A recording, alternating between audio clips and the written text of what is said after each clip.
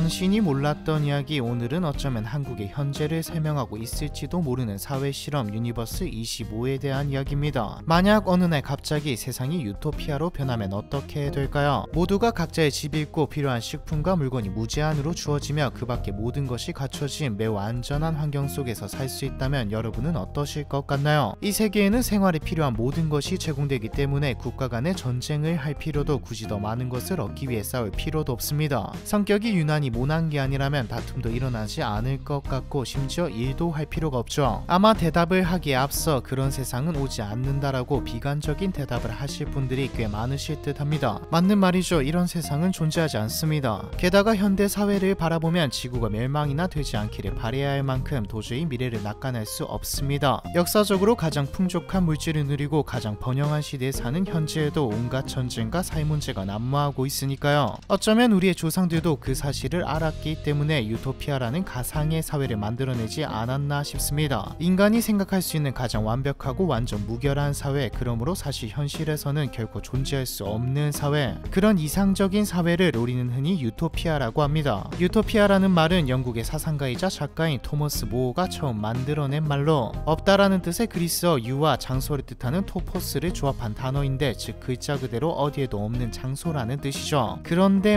정말 만약 유토피아가 존재한다면 그곳은 행복할까요? 우리는 행복과 번영을 누리며 살아갈 수 있을까요? 유토피아는 존재했습니다. 주민에게 집과 음식, 물, 그리고 안전한 환경을 무제한으로 제공해주던 이상적인 사회가 한때 존재했죠. 비록 그 주민이 인간이 아닌 쥐였지만요. 1968년 미국 정신건강연구소는 쥐를 이용해 장기간에 걸친 사회실험을 진행했습니다. 쥐들에게 유토피아와 같이 완벽한 환경을 제공해준 다음 이들이 어떻게 살아가는지, 그리고 결과가 어떻게 나오는지 지켜본 것이죠. 이른바 쥐의 낙원이었습니다. 이 실험의 책임 연구자는 동물행동학자 존 B. 카룬 박사였습니다. 존 카룬 박사는 쥐와 생쥐를 대상으로 하는 행동 연구로 유명한 미국의 행동 생태학자인데, 이전에 쥐와 관련된 실험을 24번 진행했기에 25번째 실험에 유니버스 25라는 이름을 붙였죠. 이 실험의 정확한 목적은 인구 밀도에 따른 사회 행동 변화를 연구하는 것이었습니다. 또한 이상적인 환경이 사회에 어떤 영향을 미치는지 분석하여 실험 결과를 통해 인간 사회의 장기적인 발전 방향과 잠재적 문제점을 예측하고자 했죠. 먼저 카룬 박사는 쥐들에게 유토피아와 같은 이상적인 환경을 제공해 주었습니다. 2.7제곱미터 크기의 인클로즈에 256개의 생활 공간과 16개의 굴을 만들어준 다음 그 안에 4쌍의 건강한 쥐를 넣고 이 쥐들에게 무제한의 음식과 물, 전염병과 포식자가 없는 안전한 환경을 제공했죠. 결과는 어땠을까요? 먼저 초기에 투입된 4쌍의 건강한 쥐들은 새로운 환경을 탐색하다가 곧 둥지를 짓기 시작했습니다. 적응기라고 불린 104일 동안의 기간 동안 쥐들은 자신들의 영역을 설정하고 사회적 위계 질서를 형성하며 동시에 번식을 위한 준비를 했죠. 그리고 적응기가 끝난 후 성장기에 들어선 생쥐들은 비로소 번식을 시작하였는데, 이때부터 인구가 급격히 증가하며 약 55일마다 개체수가 2배로 늘어나기 시작했습니다. 실험 시작 이후 315일이 되었을 땐 개체수가 620마리에 도달했죠. 이렇게 개체수가 급증하자 쥐들의 유토피아에는 많은 사회적 변화가 생겨납니다. 실험 시작 후 316일부터 560일까지는 정체기라고 불렸는데, 이때부터 인구 증가가 둔화되었기 때문이죠. 약 200일 동안 쥐의 개체수는 천천히 증가하며 유니버스 25의 최대 개체수인 약 2200마리에 도달했는데, 이 정체기 동안 여러 사회적 문제가 나타나기 시작했습니다. 우선 공간이 한정적이다 보니 공간 경쟁이 심화되었죠. 강한 수컷들은 다른 수컷들과 싸우며 자신만의 영역을 확보하기 위해 노력하는 등 점점 폭력적인 성향을 띠기 시작했습니다. 또한 쥐들 사이에서 사회적 역할이 분화되기 시작했는데, 일부 수컷은 지배적인 행동을 보였고 경쟁에서 밀려난 수컷들은 심리적으로 붕괴했고 고립된 생활을 하게 되었죠. 쥐들은 충분한 식량이 제공되는 것과 별개로 싸우기 시작했고 서로 잡아먹거나 새로 태어나는 개체를 죽이기도 했습니다. 짝짓기를 하지 못한 암컷들 역시 높은 곳 고립된 둥지에 숨어 살기 시작했죠. 이렇게 고립된 쥐들은 사회적 상호작용을 피하고 번식과 보육을 꺼리게 되었습니다. 암컷들은 자신을 보호하기 어려워졌고 스트레스를 받아 생식 욕구를 잃어갔죠. 수컷들도 마찬가지였죠. 일부 쥐들은 수컷끼리 혹은 암컷끼리 교제하는 동성애 성향도 나타났고요. 일부 암컷들은 난폭한 성향을 보였습니다. 마치 수컷과 같이 난폭하고 공격적이었죠. 문제는 이뿐만이 아니었습니다. 경쟁이 심화되자 낙오자가 생기는 것은 물론이고 쥐들 사이에서 공격성과 비정상적 행동이 늘어나면서 종국에는 정상적인 의사소통과 사회적 유대감이 사라지기 시작했습니다. 또한 많은 암컷들 역시 자신의 새끼를 돌보지 않기 시작하면서 늘어나면서 새끼 사망률도 급증하기 시작했죠. 이는 쥐들의 인구가 최대치에 도달하면서 사회적 스트레스와 행동 변화가 두드러지게 나타난 것으로 사회 붕괴의 시작이었습니다. 그렇게 정체기가 지나 실험을 시작한 지 561일 이후가 되자 쥐들은 쇠퇴기를 맞이하게 됩니다. 이때부터 쥐들의 개체수는 더 이상 늘어나지 않았고 오히려 급격히 감소하기 시작했죠. 번식도 하지 않고 유아 사망률만 증가하니 인구수가 줄어드는 겁니다. 쥐들 사이에서 사회적 역할과 계층 구조가 완전히 붕괴되었고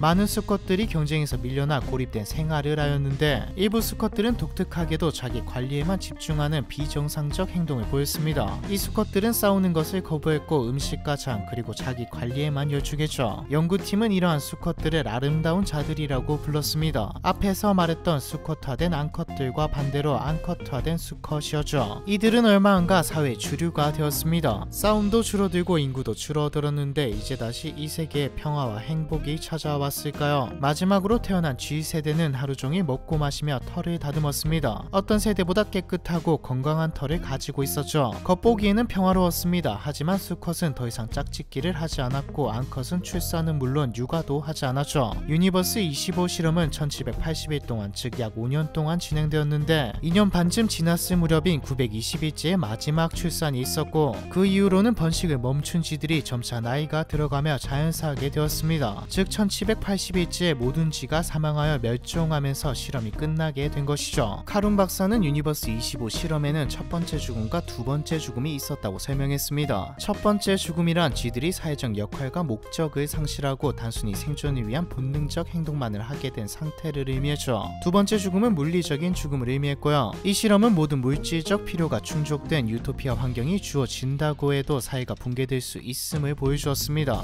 이상적인 물리적 환경이 반드시 사회의 성공을 보장하지 않는다는 점을 시사한 것이죠. 또한 인구 과밀화가 사회적 스트레스와 역할 상실 등을 유발하여 사회 붕괴를 초래할 수 있다는 점도 보여주었고요. 동시에 정신적인 문제가 사회에 얼마나 큰 영향을 끼치는지도 보여주었습니다. 아마 이쯤에서 유니버스 25가 우리 사회와 매우 닮아있다고 느끼는 분들이 계실 듯 합니다. 한국 사회 역시 경제 발전 과정에서 살림살이가 나아지면서 인구는 정점을 찍었지만 이후 인구 급증으로 인해 발생한 무한 경쟁 사회 속에서 많은 사람들이 극심한 스트레스를 받고 있죠. 높은 집값과 생활비, 교육비 등의 경제적 부담 때문에 젊은 세대들은 결혼과 출산을 기피하고 있으며 경쟁에서 밀려난 사람들은 사회적 고립을 겪고 있습니다. 유니버스 25의 아름다운 자들처럼 자기 자신만을 돌보는 1인 가구도 급증하면서 전통적인 가족 구조와 사회적 역할은 깨진 지 오래이고요. 그 결과 한국은 현재 세계에서 가장 낮은 출산율을 기록하는 나라가 되었죠. 물론 많은 과학자들이 카룬의 쥐실험 결과를 인간 사회에 직접 적용하는 것에 대해 비판적이었고 실험의 한계점을 고려해야 하기 때문에 우리 사회가 반드시 유니버스 25의 실험 결과와 같을 것이라고 절망에 빠지기엔 조금 이릅니다. 쥐와 인간이 같지는 않죠. 우리는 이성을 가진 인류이니까요. 사실 유토피아라고 말하기는 했지만 유토피아도 아니었습니다. 사망률 억제 환경이라고 하는 게 더 맞습니다. 무엇보다 그 어떤 발전이나 해결법이 없는 환경이죠. 주체적으로 무언가를 변화시킬 수 없는 세계입니다. 이외에도 많은 맹점이 있고요. 하지만 유니버스 25의 실험 결과를 통해 경각심을 가져야 합니다. 학계 출산율 꼴찌 20대 인구를 추월한 70대 이상 인구, 자살률 인구 10만 명당 25.2명, 이러한 것들은 분명 정상적인 지수가 아니며 한국은 실험으로 봤을 때 쇠퇴기에 들어선 모습이죠. 어쩌면 지금이 미래를 바꿀 수 있는 가장 마지막 순간일지도 모르겠네요. 유니버스 25에 대한 이야기 이번 편은 여기까지입니다.